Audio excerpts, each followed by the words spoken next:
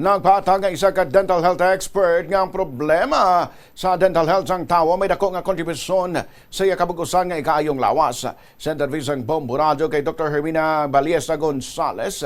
Iya ginpahayag nga kunang isa ka tawo may madamo nga guba sa ngipon, mas mataas ang risgo sini nga mag-develop sang sakit para sang cardiovascular disease, diabetes kag respiratory infections. Ginpatag ni Dr. Gonzales nga ang bakterya halin sa baba mahimo magsulod sa bloodstream kag magkadto sa nagkalailain nga parte sang lawas sila binas sa tagipusoon nga mahimo magresulta sa mas seryoso nga komplikasyon.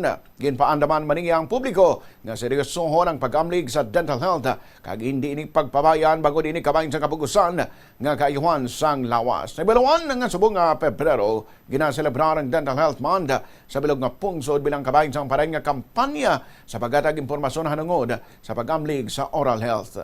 Kung may infections and inflammation no sa halin no sa poor nga oral hygiene no, so directly malink na siya no sa mga systemic nga diseases no, pareho sang cardiovascular problem no or issues, diabetes no kag respiratory infection. So amo na no ang matinno nga bakba no isa ka essential para sa aton nga vital functions no, para sa aton nga pagkaon, aton nga paghambal, sa aton pagginhawa no.